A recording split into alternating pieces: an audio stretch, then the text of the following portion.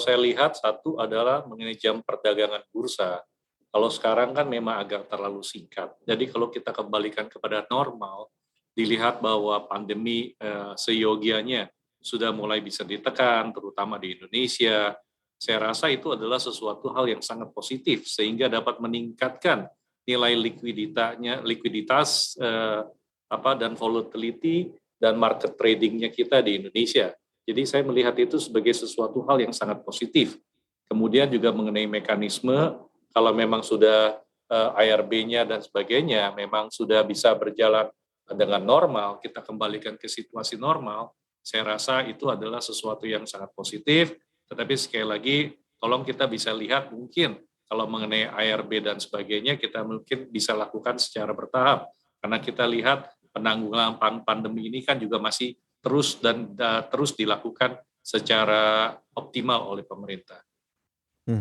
Baik, masih terkait dengan mekanisme pasar yang akan dijalankan oleh Bursa Efek Indonesia di tahun 2022 nanti, Pak Iwan. Sebenarnya apabila ini terjadi, apa yang perlu diperhatikan oleh para investor, utamanya investor retail? Karena kita tahu di saat pandemi ini yang paling banyak berkembang adalah investor retail.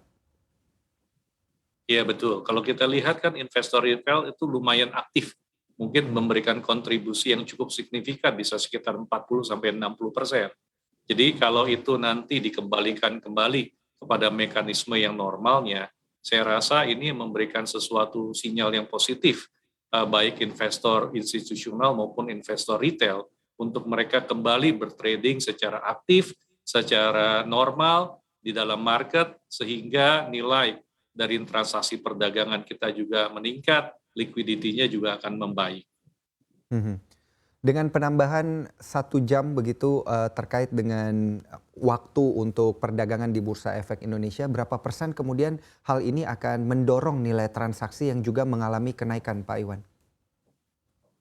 Kalau dibilang mengenai berapa persen secara studinya mungkin belum benar-benar bisa dilakukan secara tepat, karena Mhm. memang belum dilakukan secara detail. Tetapi kalau kita melihat bahwa sinyalnya itu sudah memberikan hal yang sangat positif, karena lebih banyak lagi tradingnya, sehingga volume trading meningkat. Kalau kita lihat sampai dengan nilai transaksi perdagangan sampai third quarter tahun 2021 kan sekitar 2.400 triliun. Sehingga Mhm. disinyalir kalau jam bukanya kita kembalikan menormal sehingga bertambah, sehingga nilai transaksi akan bertambah, volatility juga akan bertambah, sehingga memberikan suatu sinyal yang sangat positif untuk capital market di Indonesia. Baik, berarti akan berbanding lurus begitu Pak Iwan untuk terkait dengan nilai daripada transaksinya begitu ya, akan berdampak positif juga.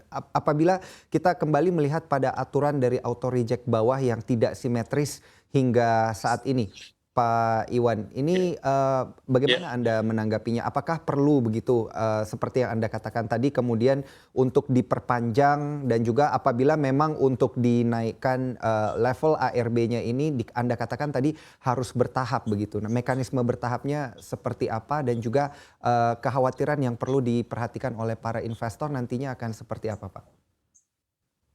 Ya, sekarang kan penurunannya kan kita sudah batasi kalau ARB-nya kan sekitar 7%. Dan jika kita ada automatic hold-nya untuk kenaikannya 20, 25%, 35% untuk saham-saham dengan nominal yang berbeda.